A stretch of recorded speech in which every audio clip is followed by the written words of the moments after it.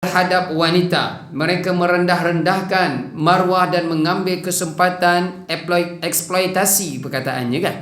Jadi kedatangan Nabi SAW membawa Islam iaitu untuk mengangkat darajat wanita. Namun yang malangnya, yang sedihnya pada hari ini, ya, sebelum saya sebutkan, ya, kedatangan Nabi membawa Islam itu memartabatkan wanita itu dari sudut apa dia?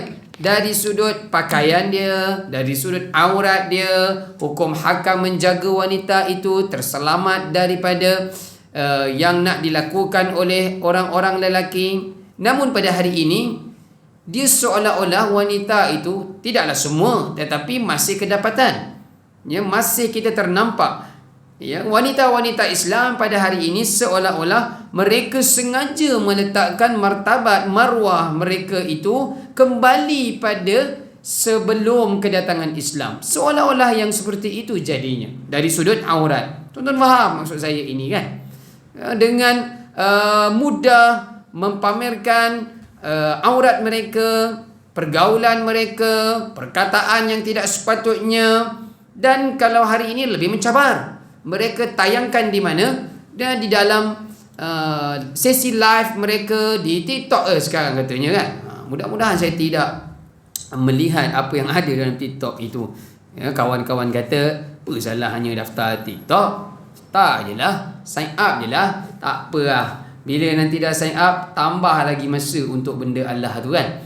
Dah ada yang dah daftar, tengok saya, dia kata saya baru daftar sign up TikTok ni, tak sampai 10-15 minit, macam-macam nampak orang-orang wanita Islam kita joget lah, menayang lah, macam-macam lah. Tak tunjuk diri dia berjoget, dia tunjuk apa yang dia buat kat rumah. Semua benda nak tunjuk. Apa lagi yang privacy antara dia dengan suami ataupun keluarga dia. Nauzubillah min zalik. Ini maruah.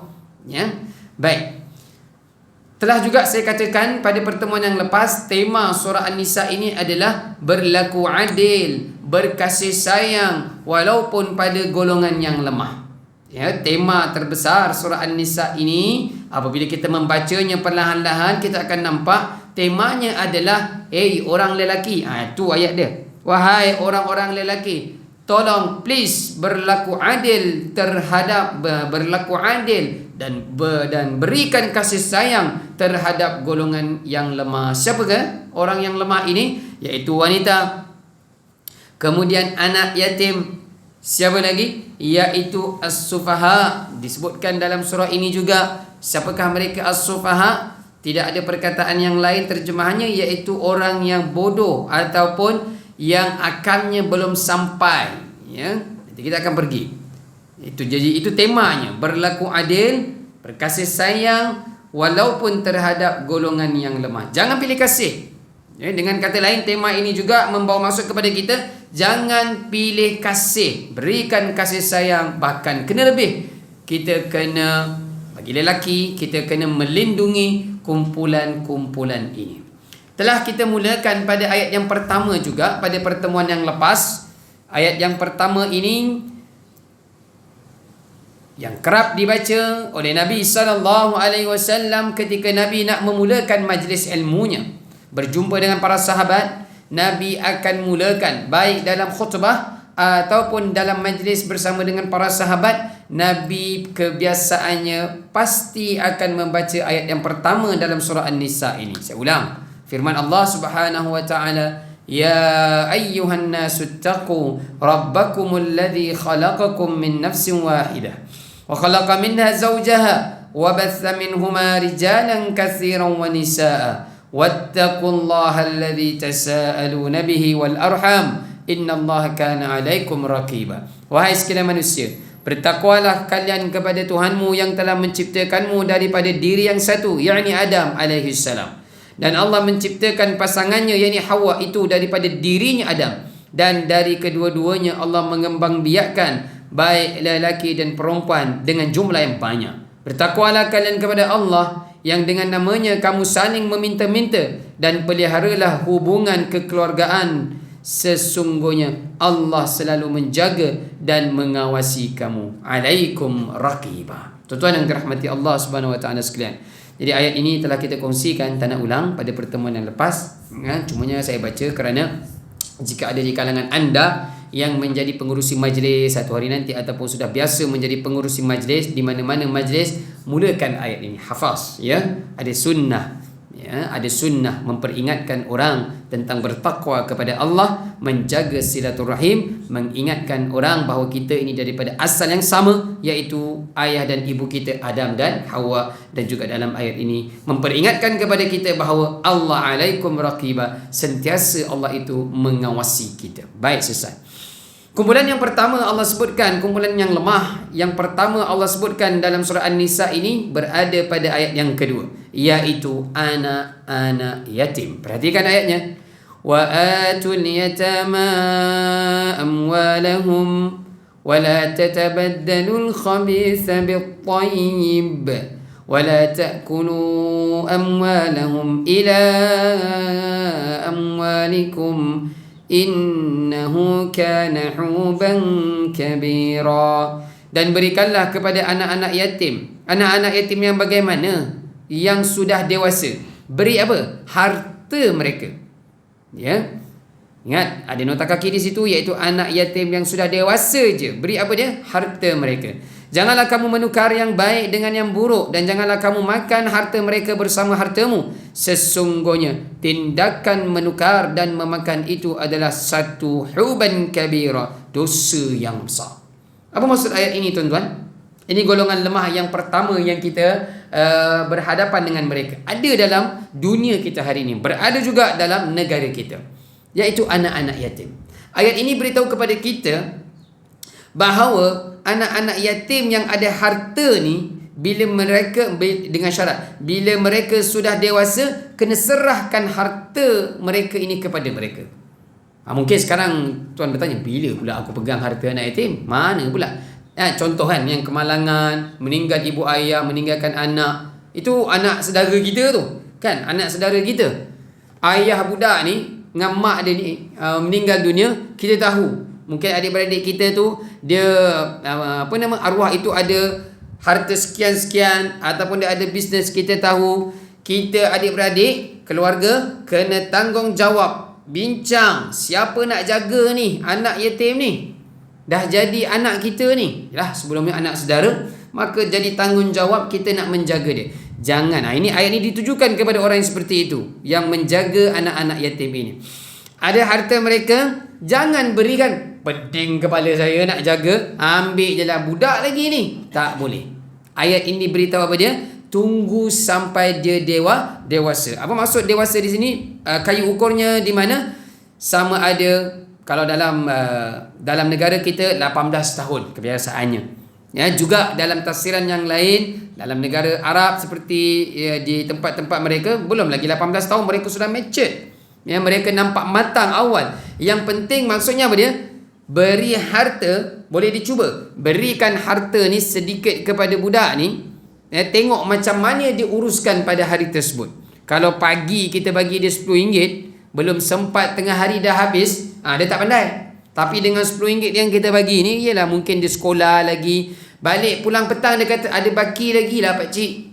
Kita yang jaga dia kan, RM2, RM3, nampak dia dah okey lah. Sedikit demi sedikit kita serahkan hartanya. Kita boleh tukar, kita bantu dalam mana-mana pihak pengurusan yang boleh bantu tukarkan harta daripada milik ayahnya pergi kepada dia. Jangan, dalam ayat ini beritahu kepada kita, wala tatabaddalul khabitha bit-tayyib. Jangan kita tukar yang baik dengan yang buruk. Maksudnya hartanya mungkin 100,000 milik ayah dia, kita ambil 800,000, kita ambil 80,000, 20,000 je kita tinggalkan. Ini menukar. Ataupun kita tukar dengan sesuatu yang tidak baik, kita katakan kepada anak arwah ini, ini untukmu, ini peninggalan daripada ayah dan ibumu. Jangan sekali-kali, kerana itu adalah satu perlakuan yang huban kabira, yang dosa yang besar, kata Allah.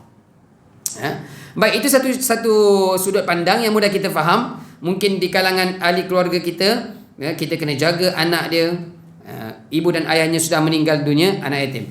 Satu sudut pandang yang lain pula, ini berlaku dalam negara kita juga, iaitu mereka yang menjaga rumah anak-anak yatim ni, pengurusan anak-anak yatim ni kan. Maksudnya kita buka satu kita ada bangunan, kita ada kumpulan, ada organisasi, kita ada tim, kita buka rumah anak-anak yatim, mari orang hantar anak mereka kan. Yang hantar tu pun maksudnya mungkin pakcik dia tak mampu nak jaga budak ni, hantar. Tuan-tuan, dia ada datang daripada dua sumber. Ya, harta anak yatim ni bila dah masuk dalam rumah kebajikan ada dua sumber. Yang pertamanya, budak tu sendiri memang mak ayah dia ada tinggalkan harta. Yang pertama. Yang kedua pula, kan sekarang ni rumah anak yatim ni banyak orang berikan sumbangan, sedekah, lagi-lagi bulan Ramadan. Ya, minggu lepas pergi kawan saya, dia dah 20 tahun dah dia dengan keluarga dia uruskan rumah anak yatim di Maluri, di Taman Maluri di Cerah sana. Jadi bila kita pergi, macam apa, beras, makanan-makanan kering banyak. Jadi kita yang menguruskan itu pun tahu, jangan sesuka hati kita ambil buat makan ataupun kita kata ini hak saya yang menguruskan dia. Tak, kita kena jaga juga pengurusan tersebut dengan baik. Salah urus, kita masukkan milik anak yatim itu dalam harta kita, huban kabirah, dah susah. Seterusnya, yang ketiga pula berkenaan dengan rumah anak yatim ni, ambil kesempatan pada umur anak-anak yatim ini. Sepatutnya umur mereka sekolah rendah ataupun sekolah menengah remaja. Kita yang kata di awalnya sanggup buka rumah anak yatim ini, kena berikan peluang kepada budak-budak ini pergi sekolah. Pendidikan dia maksudnya. Hari ni apa dia yang berlaku? Dia letakkan budak-budak ni kan dekat depan-depan bank, dia letakkan dekat stesen minyak. Bukan kita tak mampu bagi, mungkin 2 ataupun 5 ringgit, tetapi jauh di sudut hati kita, kesianlah budak ni. Ada orang ambil kesempatan. Biasa berlaku. Pensyarah daripada Madinah datang, ya. Malam tu saya bawa dia pergi makan. Dia kata nak bawa pergi makan nasi Arab, cari dekat PJ. Sedang kami makan, datang budak ni minta derma. Ini biasa daripada utara lah. Kan? Mungkin ada yang tahu. Datang daripada utara biasanya. Sebab dia tunjuk dia punya surat sekolah dia kan. Jadi syekh saya ni terkejut. Kami tengah makan tu dia datang. Masuk ke restoran. Jadi syekh tu tanya, Firdaus apa benda ni? Syekh kata, dia minta derma syekh. Mereka ni daripada tahfiz. Boleh, kita boleh bagi. Tapi tanya dia berapa juzuk yang dia hafal. Kita tanya sikit soalan dalam Al-Quran. Kan? Saya tanya, kami boleh bagi, tapi syekh minta nak tahu dulu berapa juzuk hafal. Dia kata, saya ada surah Yasin dah hafal, Al-Waqi'ah, As-Sajadah, adalah 5-6 surah. Budak dah remaja, saya kira mungkin tingkatan 3, tingkatan 4. Sebab saya pun background daripada tahfiz. Kita tahu sepatutnya remaja tingkatan 3, tingkatan 4 ni, dia tak boleh 5 surah je. At least minimum dah 20 juzuk dah hafal. Mula saya, bukan kita nak su'uzon, sangka buruk, tidak, tetapi ada something wrong somewhere. Ada masalah. Tapi tak apa, kita cuba dia. Surah apa tadi adik kata hafal? Surah Al-Waqi'ah ada hafal? Ya, ada bang. Okey, cuba baca surah Al-Waqi'ah pada awal sampai muka surat yang kedua, kami nak dengar. Dia jadi tak lancar. Ya, dia jadi tersangkut-sangkut sampai saya kena bantu buat. Kita bantu. Jadi syekh ni kata, betul ke dia hafal? Tak tahu macam ni dia baca kan. Kami 4-5 orang tengok. Bukan nak malukan dia, tetapi inilah yang berlaku tuan-tuan. Ada orang ambil kesempatan. Sepatutnya budak ni berada di mana? Di tahfiz dia lah. Dia hafaz betul-betul. Sebab masa nanti lagi 3-4 tahun dia nak kena ke peringkat universiti, peringkat lebih atas. Sekejap je. Setahun demi setahun, sekejap je berjalan. Buang masa. Sian budak ni. Dia ambil kesempatan. Jadi syekh kata, bagi dia RM1 je lah. RM1 je bagi, kedekut tu syekh ni. Tak, kecewa lah kami sedih. Itu sedikit. Ada yang dekat Shell Petronas yang kita nak naik karak tu kan. Daripada, kalau siapa daripada Kepong kan besar Petronas kan, Shell tu duduk situ. Saya bagi, tapi saya kata acik tak reda ni. RM5 acik bagi ni jangan masuk kat tabung sekolah awak, masuk untuk poket awak. Sial. Itu lagi lah yang dekat situ, budak perempuan. Pukul berapa? 1 pagi tu. Bukan budak lelaki, 1 pagi. Sian. Dan saya yakin jauh di tempat ramai parking kan, mesti ada dia punya chip dia kan. Tengok daripada jauh, takut kita ganggu kan, takut kita buat apa-apa kan. Saya tahu Kita tahu. Saya tanya apa benda ni? Buat kismis. Baguslah bawa barang. Kita dapat membeli sambil menderma. Tapi jauh di sudut hati kita, mereka ini dieksploitasi ataupun ada orang mengambil kesempatan. Jawab tu nanti di hari akhirat. Yang paling menyedihkan apa dia? Ada yang tertangkap tu, yang di utara tu kan. Dapat kenal pasti, katanya pengusaha dia, owner dia, rupanya pergi shopping, berjalan luar negara, naik jet ski lagi. So tengok gambar, aku rasa ni aku bagi sumbangan marin.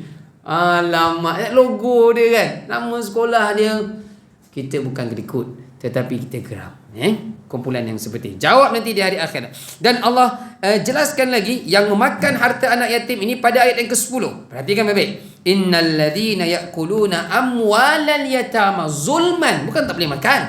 Makan kita masakkan untuk dia dekat sekolah tu, makan sama-sama boleh. Tetapi makan zulman, secara zalim. Innama ya'kuluna fi butunihim nara wa sayaslawna sa'ira. Perhatikan. Ini balasan orang yang makan harta anak yatim. Sesungguhnya orang-orang yang memakan harta anak yatim secara zalim. Itu tadi, yang jaga anak yatim mungkin arwah mak ayah dia baru meninggal, adik-beradik kita jaga anak saudara kita tu, ataupun rumah anak-anak yatim ini. Siapa yang makan harta anak yatim secara zalim, sebenarnya mereka itu telah menelan api dalam perutnya, dan mereka akan masuk ke dalam api yang menyala-nyala. Ada satu neraka nanti di hari akhirat yang akan dicampakkan orang ke dalam neraka tersebut. Nama neraka itu adalah neraka Sa'ir.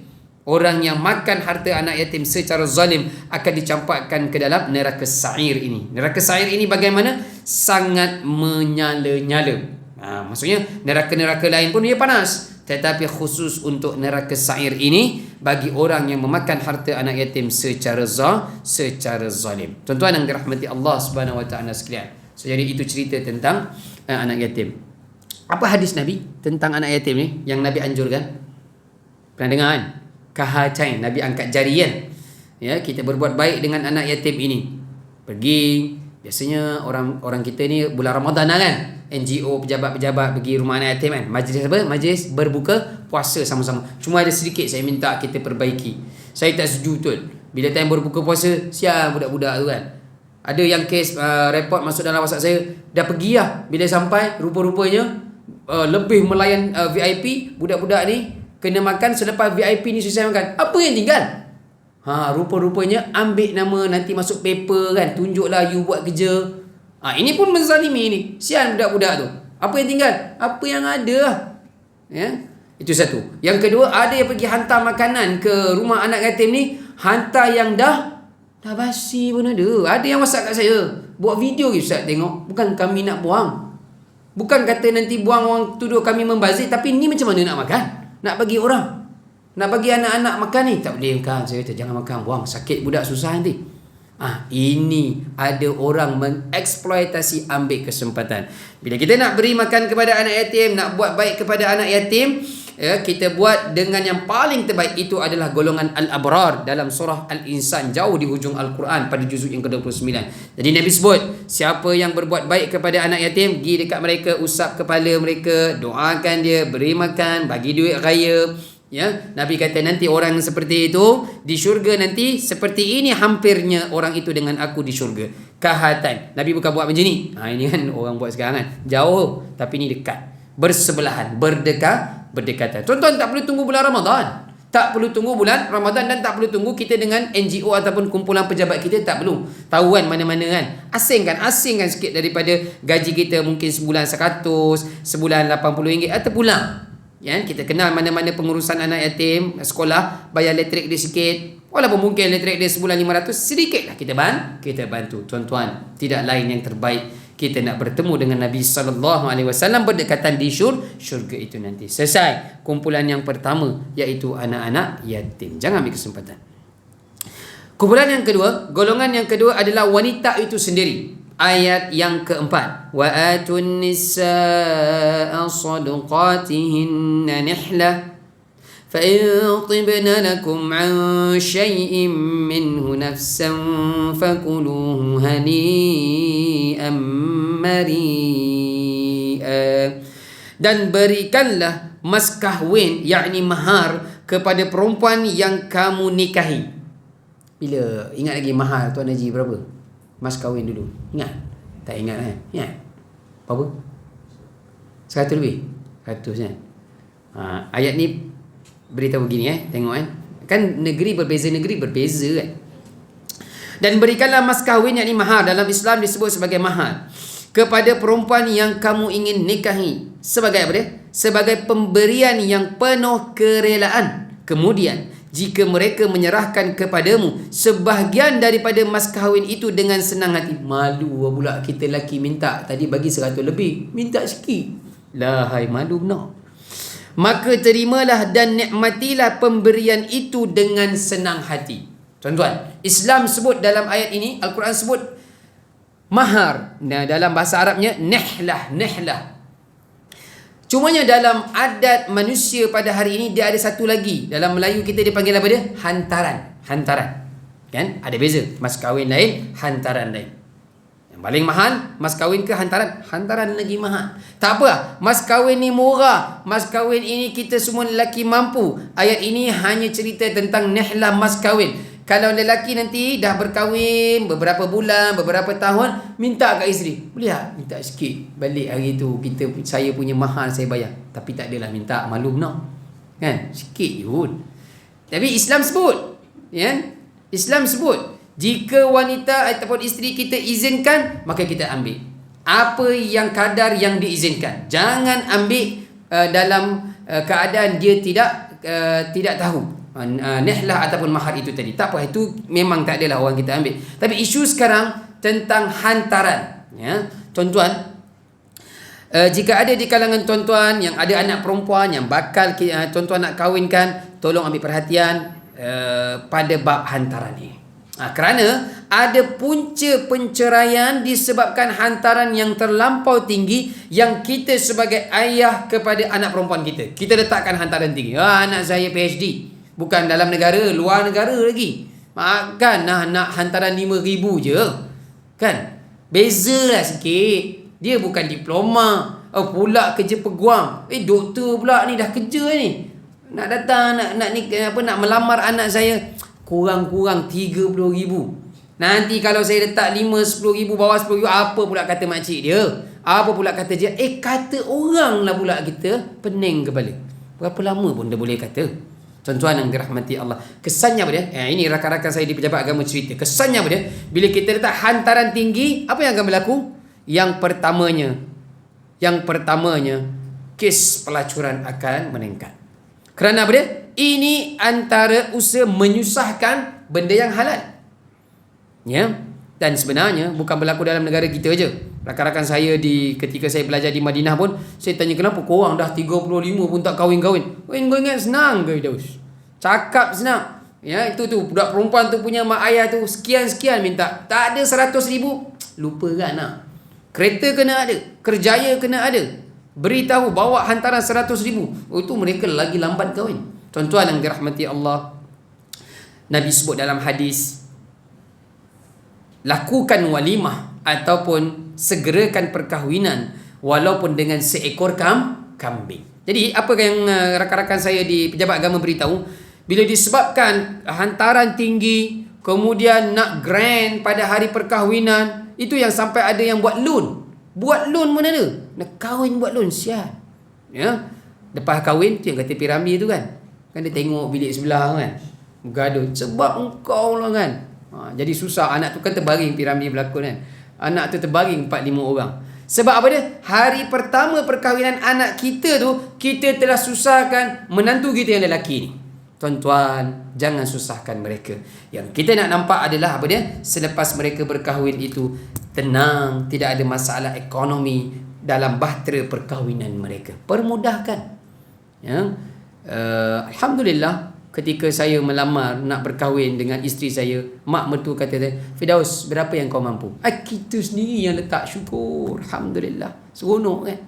Dia pergi haji, saya masa tu belajar, saya layan dia, bawa dia pergi taman, masak ayam lemak cili api, ingat lagi, bawa pergi taman kat sekitar Masjid Kiblatan tu kan. Dia tanya terang, berapa hantaran kau nak letak? Terpulang kau. Ya, nanti makcik baliklah, nanti saya mesej lah. Terpulang seronok rasa. Jadi bila kita dah kahwin, kita jaga anak dia betul-betul, tak ada perasaan nak balas dendam. Ni tadi rakan-rakan saya di pejabat agama kata apa dia, bila orang lelaki ni budak lelaki nak kahwin ni, dapat dia satu macam cabaran tu. 20,000 tak ada 20,000, jangan datang. Oh, budak ni rasa tercabar. Oh, dia usaha kerja siang malam, dapat 20,000. Makcik, saya dapat ni 20,000. Dah. Dalam hati dia, siap engkau. Kan? Bila dah kahwin, itulah raya pertama tahun ni tak boleh balik rumah engkau. Tahun depan pun sama. Sebab apa dia? Tu dah jadi milik dia. Budak perempuan ni. Takkanlah kita sebagai ayah kepada anak kita yang perempuan ni, jangan dengar cakap suami kau. Dah 3 tahun raya kat rumah dia, sekarang tahun ni balik rumah abah. Tak boleh. Deraka dia nanti dengan suami. Balas dendam. Tuan-tuan, ini berlaku. Ya? So jadi jangan kita susahkan bakal menantu kita yang lelaki ini. Itu kan yang berlaku tuan di satu masjid di Pantai Dalam tu. Saya kira 2 tahun lepas tak silap, tengok video dia tu kan. Dekat depan ni tengah akad nikah, yang belakang tu kira duit hantaran. Tak cukup, melompat rombongan perempuan belakang. Kan dia ambil gambar, bergaduh kat luar. Tengok tak video tu? Kesian dekat rumah Allah. Tuan-tuan, ini kenapa? Menyusahkan benda yang halal. Jadi perkara ini kita kena ambil.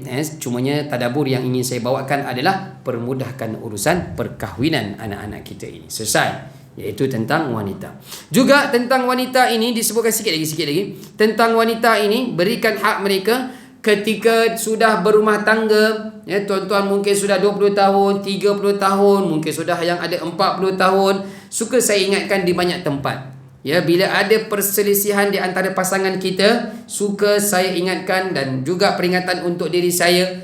Bila kita ada selisih, ada sedikit perkara yang kita tak setuju dengan pasangan kita, cuba ingat, pada hari pertama kita angkat nikah, tanya balik pada diri kita, kenapa saya pilih dia? Kenapa bukan orang lain? Saya pun lebih handsome, tetapi pilih anda. Contoh kan? Bukan tak ada yang lain. Itu pertama soalan. Kenapa kita pilih dia? Yang kedua, kena ingat, saat kita berselisih dengan pasangan kita, yang kedua kena ingat, saat kita berjabat tangan tu dengan Tok Kadi ataupun dengan ayah dia tu, kita saat berjabat tangan tu, kita sanggup menerima amanah memelihara anak orang ni. Kena ingat benda ni. InsyaAllah, benda yang kecil-kecil jangan kita perbesarkan. Selesai dengan baik. So jadi tuan-tuan, itu antara kita dengan pasangan kita, iaitu isteri kita. Baik.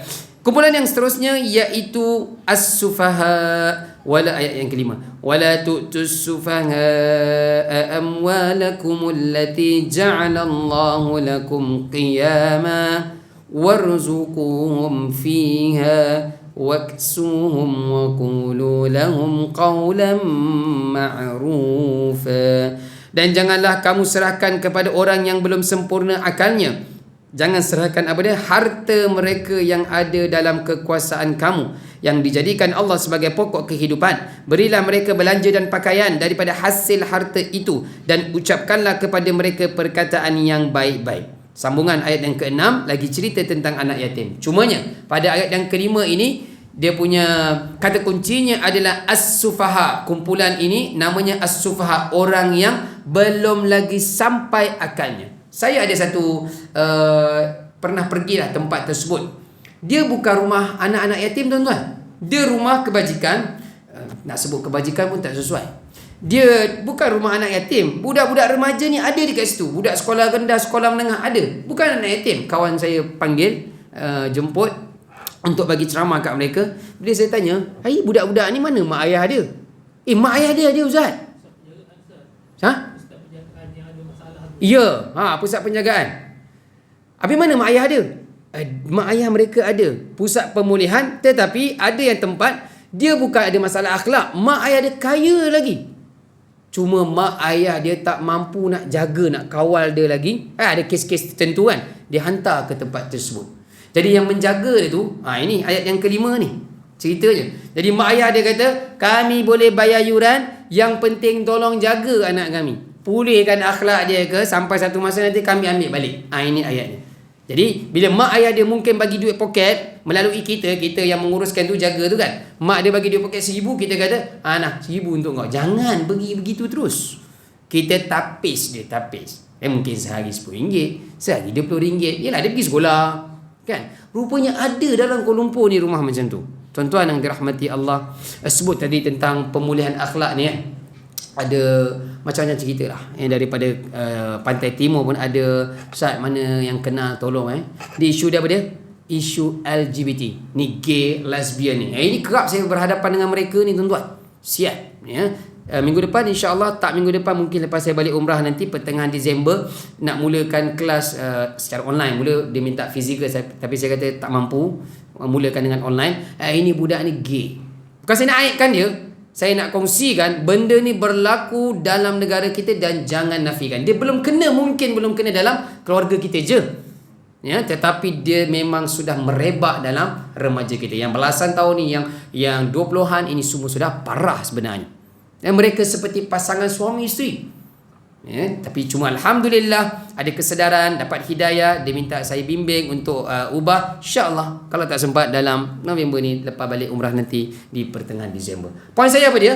Tuan-tuan yang dirahmati Allah, tolong cek anak-anak kita. Tentang dengan siapa dia bergaul. Kalau dia berkawan dengan lelaki tu bagaimana? Takut perasaan ni isu perasaan ni. Perasaan dia dengan kawan lelaki dia hanya sekadar kawan biasa ataupun lebih daripada dia sampai kekasih, itu bahaya. Ataupun anak perempuan kita dengan kawan perempuan dia, bahaya. Kalau sampai berkasih sayang, takut lesbian, bahaya juga. Ataupun lelaki dan perempuan, ini semua kita kena ambil perhatian. Parah jika mereka itu sudah menjangkau bertahun-tahun, agak susah untuk kita ubah mereka. Tuan-tuan yang dirahmati Allah, maka dalam ayat ini disebutkan kumpulan yang seperti ini adalah as-sufaha. Mereka itu ada harta yang mungkin dikirimkan oleh ayah dan ibu mereka, tetapi mereka tak mampu ataupun tidak pandai untuk menguruskan. Kita yang dipertanggungjawabkan. Jangan ambil kesempatan dan sentiasa berhadapan dengan mereka. Wa qulu lahum qawlan ma'rufa. Ucapkan dengan perkataan yang baik-baik sahaja. Selesai. Tuan-tuan yang dirahmati Allah, jadi itu 3 kumpulan: anak-anak yatim, wanita dan juga as-sufaha, kumpulan yang lemah. Selesai. Kemudian saya nak lompat satu ayat, ada 2 ayat, tapi kita pergi dulu ayat yang pertama ini, iaitu pada ayat 69. Walaupun mungkin kita pernah sebutkan pertemuan kita yang awal dahulu ketika kita berada dalam surah Al-Fatihah, tetapi penting kerana ayat ini berada dalam surah An-Nisa, iaitu ayat 69. Ingat, ketika kita membaca Al-Fatihah, kita ada doa kepada Allah. Ihdinas siratal mustaqim. Tak habis di situ doanya. Doanya sambung lagi. Siratal ladzina an'amta alaihim ghairil maghdubi alaihim waladdallin. Persoalannya kita doa apa dia? Wahai Allah, berikan hidayah, dalam bahasa Melayunya petunjuk kepada kami, jalan yang lurus. Jalan yang bagaimana? Allah jelaskan. Jalan yang orang-orang engkau berikan nikmat, bukan jalan orang yang engkau murkai, dan bukan juga jalan orang yang sesat. Jika saya tanya kepada anda, siapakah kumpulan yang Allah maksudkan an'amta alaihim ini, yang Allah berikan nikmat ini? Masih tak jelas, betul tak? Masih tak jelas. Siapa kumpulan yang Allah berikan nikmat ini, yang kita doa tu siapa dia? Dia berada penjelasannya, detailnya dalam surah An-Nisa ini pada ayat yang ke-69. Perhatikan. Wa may yuti'illaha war rasul فَأُولَٰئِكَ مَعَ الَّذِينَ أَنْعَمَ اللَّهُ. Kalau di dalam surah Al-Fatihah an'amta alaihim, kalau dalam surah An-Nisa ini an'amallahu alaihim minan nabiyyin was-siddiqin wasyuhada was-salihin. 4 kumpulan ini. Ini 4 kumpulan yang sebenarnya kita doakan agar Allah masukkan kita bersama dengan mereka. Wa hasuna ulaika rafiqa. Dan barang siapa mentaati Allah dan Rasul, ini syarat dia tuan-tuan. Jika benar kita nak Allah masukkan kita ke dalam kumpulan orang-orang yang Allah berikan nikmat, 2 syarat terbesar: taat Allah dan taat Rasul. Apa maksud taat Allah dan taat Rasul? Dia berada lagi dalam surah An-Nisa ini pada ayat 59. Biasa kita dengar pada salat Jumaat. Ya ayyuhalladzina amanu atii'ullah wa atii'ur rasul. Biasa kita dengar. Wa ulil amri minkum. Wahai orang yang beriman, taatlah Allah dan taatlah Rasul dan juga pemerintah di kalangan kamu. Taat Allah dan taat Rasul di sini diterjemahkan dengan tepat sekali, iaitu Al-Quran dan juga sunnah Nabi sallallahu alaihi wasallam. Taat Al-Quran, ikut Al-Quran dan juga hadis Nabi. Jadi kita kembali pada ayat 69 tadi. Siapakah orang-orang yang Allah berikan nikmat itu? Dan barang siapa yang mentaati Allah dan Rasul, maka mereka itu akan bersama-sama dengan orang-orang yang diberikan nikmat oleh Allah. Siapa mereka? Iaitu para Nabi dan para as-siddiqin, pencinta kebenaran. Cari kebenaran dalam kehidupan kita, ya, bersama dengan orang yang benar. Lagi apa dia? Orang-orang yang mati syahid dan orang-orang yang saleh. Mereka itulah teman yang sebaik-baiknya. Iaitu ketika nanti kita di syurga Allah, kita memohon, kita taat Allah, ikut Al-Quran dan ikut sunnah Nabi sallallahu alaihi wasallam ketika kita hidup di atas dunia ini. Nanti di hari akhirat di dalam syurga, wa hasuna ulaika rafiqa. Rafiq ini maksudnya sahabat, rakan. Kita akan digolongkan bersama dengan para nabi, para siddiq, asy-syuhada dan yang soleh. Jadi 4 kumpulan ini. Zalikal fadlu minallah wa kafa billahi alima. Sambung ayat 70, yang demikian itu adalah kurniaan daripada Allah dan cukuplah Allah yang maha mengetahui. Tuan-tuan yang dirahmati Allah, bila kita taat Rasul ini, ya, taat Rasul ini maksudnya ikut hadis Nabi. Telah saya sebutkan dahulu ketika kita berada dalam surah Ali Imran. Saya lompat sedikit ke belakang, walaupun kita dah bacakan ayatnya, tak apa, izinkan saya kembali semula, iaitu dalam surah Ali Imran pada ayat 31. Ini penting. Ayat ini sangat penting.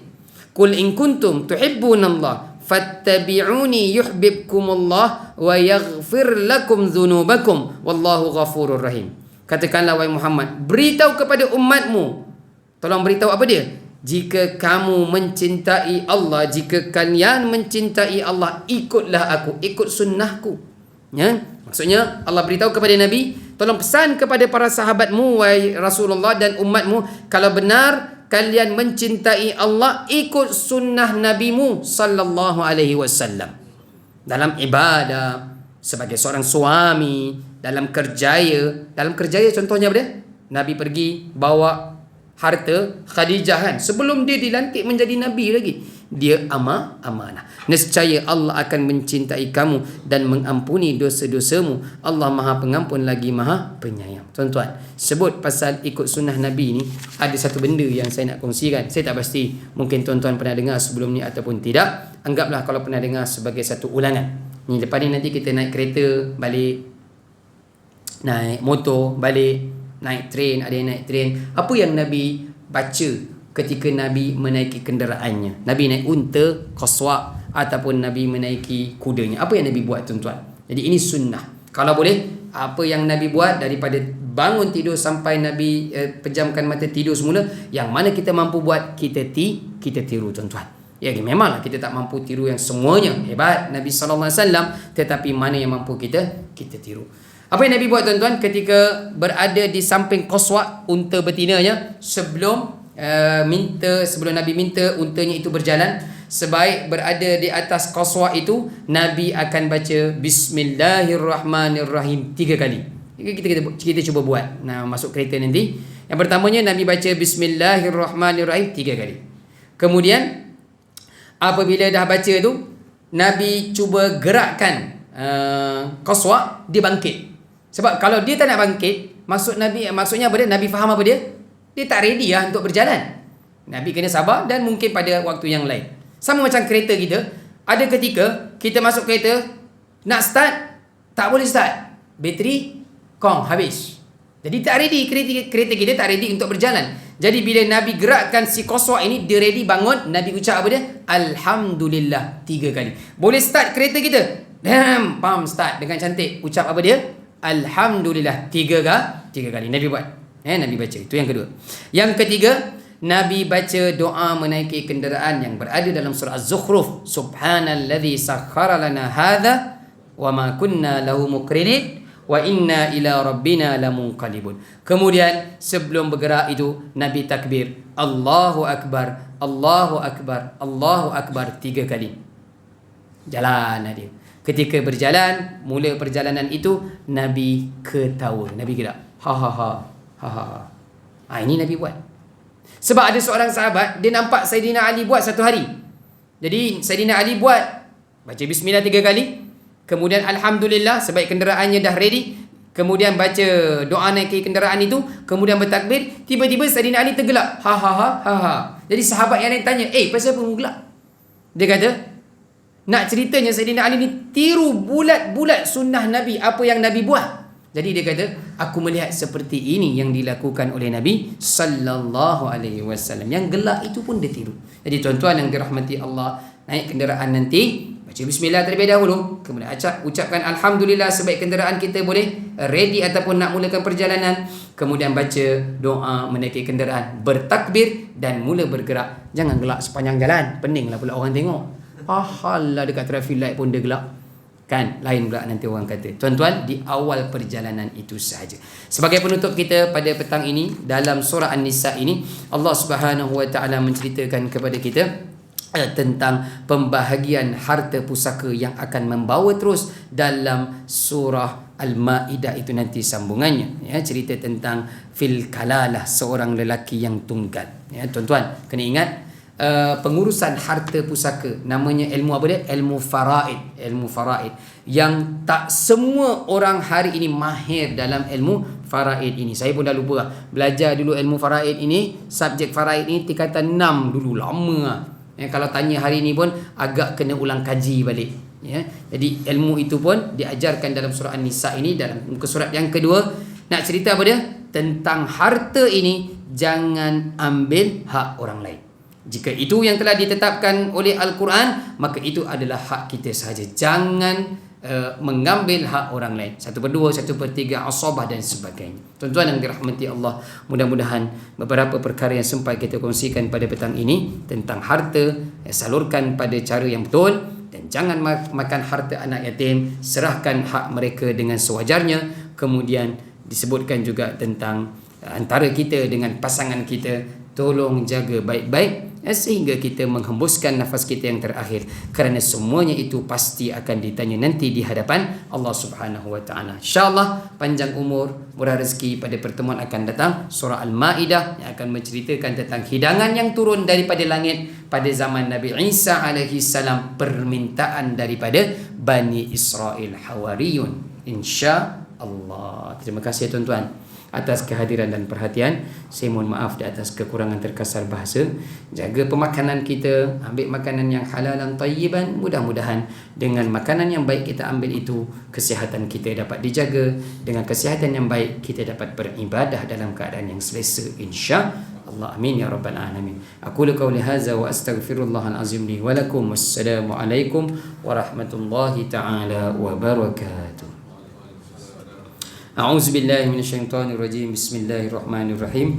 Alhamdulillahirabbil alamin wassalatu wassalamu ala asyrafil anbiya'i wal mursalin wa ala alihi wa sahbihi ajma'in.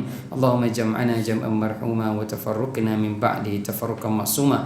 Ya Allah, ya Tuhan kami, jadikanlah perhimpunan kami pada hari ini perhimpunan yang Engkau rahmati. Perpisahan kami selepas ini perpisahan yang tiada maksiat padanya. Jadikanlah Al-Quran ini ya Allah musim bunga di dalam hati-hati kami. Jadikanlah Al-Quran ini mudah untuk kami membacanya siang dan malam, mudah untuk kami faham, mudah untuk kami menggunakan di dalam kehidupan kami seharian, dalam keluarga kami, organisasi kami, kejiranan kami di sini ya Allah. Faqihna fid din wa 'allimna ta'wil wahdina ila siratikal mustaqim. Wa sallallahu ala sayyidina Muhammad wa ala alihi wa sahbihi wa baraka wa sallam. Walhamdulillahi rabbil alamin. Taqabbalallahu minna wa minkum. Kita tangguh dengan kafaratul majlis dan suratul asr.